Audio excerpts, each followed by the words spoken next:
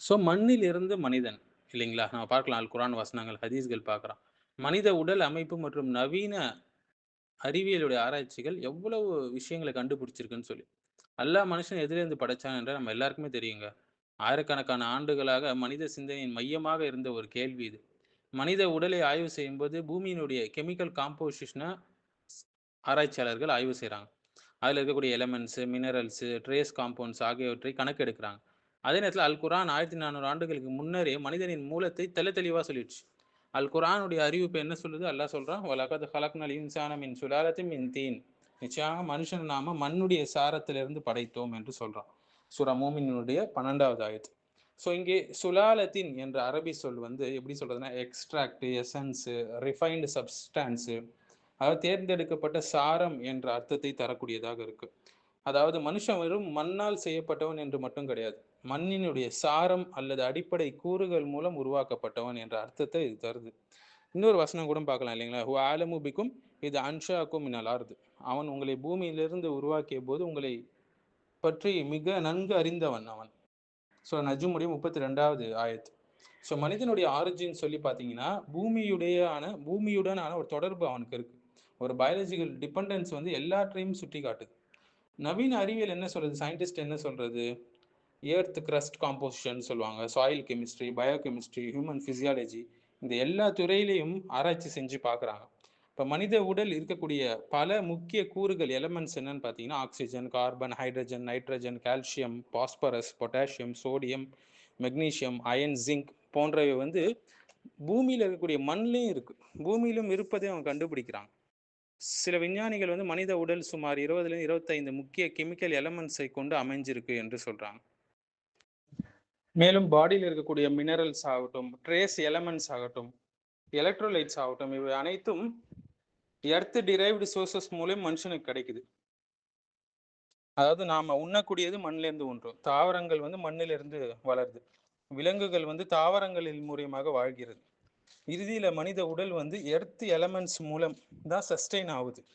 இது எந்த துறைகள்லாம் இது ஆராய்ச்சி செய்கிறாங்கன்னா, பல துறைகள், பயோகெமிஸ்ட்ரி துறை, உயிர் வேதியியல், இந்த துறையில் மனித உடலுடைய chemical composition, minerals, proteins, cellular chemistry எல்லாத்தையும் ஆராய்ச்சி செய்வாங்க. கால்சியம் வந்து எலும்பில் எப்படி வேலை செய்யுதுன்னு ஆராய்ச்சி செய்வாங்க. அயன், இரும்பு சத்து வந்து ரத்தத்தில் எப்படி செய்யப்படுகிறதுன்னு பார்ப்பாங்க. சோடியம், பொட்டாசியம் வந்து நர்வ் சிக்னல்ஸை எப்படி நடத்துதுன்னு சொல்லி ஆராய்ச்சி பண்ணுவாங்க. இன்னும் ஜியோ கெமிஸ்ட்ரி சொல்லுவாங்க. இந்த துறை வந்து பூமியோடைய chemical makeup, soil elements, mineral distribution எல்லாத்தையுமே ஆராய்ச்சி செய்வாங்க. இதன் மூலம் எர்த் கிரஸ்டோடைய காம்போசிஷனை புரிஞ்சிக்க முடியும். அடுத்து ஹியூமன் பிசியாலஜி, மனித உடலியல். ஜியோ கெமிஸ்ட்ரி வந்து புவி வேதியியல், ஹியூமன் பிசியாலஜி வந்து மனித உடலியல். இந்த துறையில மனித உடல் செயல்பாடுகள் என்ன, ஆர்கன் சிஸ்டம்ஸ் எப்படி ஃபங்க்ஷன் ஆகுது, பாடி கெமிஸ்ட்ரி எப்படி சொல்லி ஆராய்ச்சி செய்வாங்க. அடுத்தது மாலிகுலர் பயாலஜி, மனித செல்கள் வந்து DNA, protein, enzymes, molecular structures எப்படி இயங்குகின்றது என்று ஆராய்ச்சி செய்வாங்க. அடுத்தது சாயில் சயின்ஸ், மண் அறிவியல் என்று சொல்லுவாங்க. இந்த துறை வந்து மண்ணுடைய நியூட்ரியன்ஸ் என்ன, ஃபெர்டிலிட்டி என்ன, மினரல்ஸ் என்ன ஆகியவற்றை ஆய்வு செய்வாங்க. இதுதான் உணவுடைய சங்கிலி தொடர், அக்ரிகல்ச்சர், பிளான்ட் நியூட்ரிஷன் போன்றதுக்கான அடிப்படை. அடுத்தது நியூட்ரிஷனல் சயின்ஸ் என்று சொல்லுவாங்க. மனுஷன் உட்கொள்ளக்கூடிய விட்டமின்ஸு, மினரல்ஸு, எலக்ட்ரோலைட்ஸு எங்கேருந்து வருதுன்னு ஆராய்ச்சி செய்வாங்க. ஸோ மனித உடல் வந்து தொடர்ந்து எர்த் டிரைவ்டு நியூட்ரியன்ஸ் மீது தான் டிபெண்ட் செய்யப்பட்டிருக்கு. அதை சார்ந்து தான் வாழறான். அல் குரான் மற்றும் நவீன அறிவியல் தொடர்பு நிறையவே இருக்கு இதுக்குள்ள. மனுஷன் சிந்திக்க வேண்டியது என்னன்னா, தன்னுடைய படைப்பு பற்றி அவன் ரிஃப்ளெக்ட் பண்ணணும், யோசிச்சு பார்க்கணும். வஃபி அன்ஃபுசிக்கும் அஃபலா துபுசிரும், உங்களுக்குள்ளேயே நம்ம வந்து அடையாளங்களை வச்சிருக்கோம், நீங்க பார்க்கலையா என்று அல்லாஹ் சொல்றான். சூரத்து தாரியாத்தோட 21வது வசனம். ஸோ மனித உடலை ஆராய்ச்சி செய்யும் போது அதில் இருக்கிற கெமிஸ்ட்ரி பேலன்ஸ், ஸோ மனுஷ உடலை ஆராய்ச்சி செய்யும் போது அதில் இருக்கிற கெமிஸ்ட்ரி, அதில் இருக்கிற பேலன்ஸ், அதில் இருக்கிற ப்ரெசிஷன், நுணுக்கமான தன்மைகள், அதில் இருக்கிற பயாலஜிக்கல் ஹார்மனி எல்லாம் தெரிய வருது. ஸோ இதில் இருக்கக்கூடிய முக்கிய விஷயம் என்னன்னா, மனித உடலில் இருக்கக்கூடிய எர்த் எலமெண்ட்ஸ் இருக்குது. அதாவது மனித உடலை எர்த் எலமெண்ட்ஸ் இருக்கு. அதனால குரான் வந்து ஒரு சயின்டிபிக் மிராக்கிள் என்று அதை மட்டும் மிகைப்படுத்தி பேசக்கூடாது. ரொம்ப பேலன்ஸ்டாக நம்ம இந்த விஷயத்தை அணுகணுங்க. ஏன்னா குரானுடைய முதன்மையான நோக்கம் ஹிதாயத், நேர்வழி. அடுத்தது தௌஹீத், அடுத்தது ததப்புர், அதை சிந்தித்து நம்ம வாழ்க்கையில் அமல்படுத்து. அடுத்தது அக்கௌண்டபிலிட்டி, நம்ம பொறுப்பு கொடுக்கணும் அல்லாஹ் கிட்ட. அதே நேரத்துல உலக ரீதியான படிப்பினைகளை பலன்களை நம்ம பெற்றுக்கொள்ளலாம், அதுல தவறு இல்லை. ஸோ மனிதன் பூமியிலிருந்து உருவாக்கப்பட்டவன், பூமியிலுடைய உணவை கொண்டு வாழ்கிறான், இறுதியில மீண்டும் பூமிக்கே திரும்புறான்.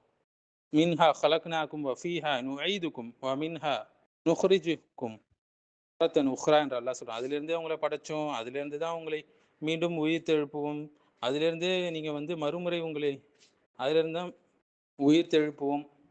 எல்லாத்தையும் இந்த ஆயத் சொல்லுதுங்க நமக்கு.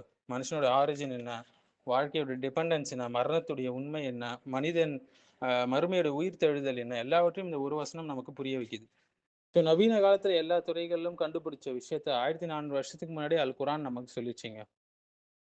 மனித உடல் எந்த எலமெண்ட்ஸால உருவாக்கப்பட்டது, பூமியுடைய காம்போசிஷன் என்ன, உயிர் எப்படி எர்த் பேஸ்டு நியூட்ரிஷன் மீது சார்ந்து இருக்குது என்பதை இப்போ கண்டுபிடிச்ச ஆராய்ச்சிகள் 1400 வருஷம் முன்னாடி அல் குரான் நமக்கு தெளிவாக சொல்லிச்சு. ஏன்னா மனுஷன் பூமியிலிருந்துடைய சாரத்திலிருந்து படைக்கப்பட்டவன் என்று. ஸோ இன்றைய பயோகெமிஸ்ட்ரி என்ன கண்டுபிடிச்சிருக்கு, oxygen, carbon, calcium, iron, sodium, potassium, இது போன்ற எர்த் எலமெண்ட்ஸ் கொண்டு அமைந்திருக்கு இல்லைங்களா மனித உடல். இதுதான் அல்லாஹ் சுப்ஹானஹு வ தஆலா லகத் ஹலக்னல் இன்சான மின் சுலாலத்தின் மின் தீன் என்று சொல்லிவிட்டான். அது ஜியோ கெமிஸ்ட்ரி, புவி வேதியியல் சொல்லுவாங்க. பூமியில் இருக்கக்கூடிய மினரல்ஸ் அதுவும் மனுஷ உடலில் இருக்கக்கூடிய எலமெண்ட்ஸ் இடையும் தொடர்பு இருக்கு என்று கண்டுபிடிச்சிருக்காங்க ஜியோ கெமிஸ்ட்ரியில. ஆலமுபிக்கும் இது அன்ஷாக்கும் மினல் அர்து என்று அல்லாஹ் சொல்லிட்டான் முன்னாடி. மனுஷனுக்கும் எர்த் கெமிஸ்ட்ரிக்கும் இடையே நிறைய தொடர்பு இருக்குது. அடுத்து நியூட்ரிஷனல் சயின்ஸ். மனுஷன் plants, social, soil nutrients, mineral cycles மூலம் வாழலாம். ஜால்நாலக்கும் ஃபியா மாயிஷா, அதுலேருந்து உங்களுக்கான வாழ்வாதாரத்தை ஏற்படுத்தணும் என்று அல்லாஹ் சுப்ஹானஹு வ தஆலா அல் குர்ஆன்ல சூரத்துல் ஆராஃப்ல சொல்லிட்டான். ஸோ எர்த்துடைய எக்கோசிஸ்டம் மனித வாழ்க்கைக்கு பர்ஃபெக்டாக பொருந்துது, செயல்பட்டுள்ளது, செய்யப்பட்டிருக்கு மனுஷனுக்கு ஏற்ற மாரி என்று அல் குர்ஆன் எப்பயே சொல்லிடுச்சு. சாயில் சயின்ஸ், மண்ணில் இருக்கக்கூடிய மினரல்ஸு, நியூட்ரியன்ஸு, மைக்ரோ ஆர்கனிசம்ஸ் இல்லாமல் எந்த உயிரும் சஸ்டெயின் ஆகாது. வல் பலது தொய்யபு யஹ்ருஜு நபாத்துஹு பிஇத்னி ரப்பிஹி, நல்ல நிலத்தின் தாவரம் அதன் இறைவனின் அனுமதியால் வெளிப்படுது என்று அல்லாஹ் சொல்கிறான் சூரத்துல் ஆராஃப்ல. ஸோ ஆந்த்ரோபாலஜி, மானுடவியல் துறையில் கூட மனுஷன் எர்த் டிபெண்டன்ட் பயாலஜிக்கல் பீயிங் என்று கண்டுபிடிச்சிருக்காங்க. ஆனால் முன்னாடியே இதை ஹதீஸ் நமக்கு சொல்லிடுச்சு. இன்னல்லாஹ் ஹலக ஆதம மின் கப்தத்தின் கப்தஹா மின் ஜமீல் ஆர்த், நிச்சயமாக அல்லாஹ் ஆதமை பூமியுடைய அனைத்து பகுதியிலிருந்தும் எடுத்து ஒரு கைப்பிடி மண்ணிலேருந்து படைச்சான் என்று அபுதாவுத் திர்மிதியில் வரக்கூடிய ஹதீஸ்.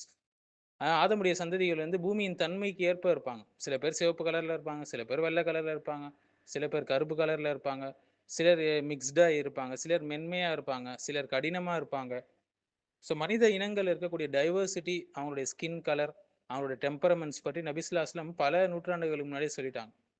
இது ஆந்த்ரோபாலஜி மற்றும் ஜெனட்டிக்ஸில் வரக்கூடிய மனுஷனுடைய அந்த diversity, environmental variation, biological difference பற்றி ஆராய்ச்சி செய்யுது. இன்னைக்கு மாடர்ன் சயின்ஸ் என்ன சொல்லுது, மனுஷன் எர்த்துடைய எலமெண்ட்ஸ் அதால் ஆனவன், அதனுடைய எலமெண்ட்ஸ் ரெண்டுத்துக்கும் என்ன ஆகுது, ஒத்து போகுதுன்னு சொல்கிறாங்க. அல்லாஹ் மனிதனை மண்ணுடைய சாரத்திலேருந்து படைச்சதா குரானில் சொல்லிட்டான். ஸோ இப்போ சயின்ஸ் கண்டுபிடிச்சதா அல்லாஹ் எப்பயோ அதை சொல்லிவிட்டான்.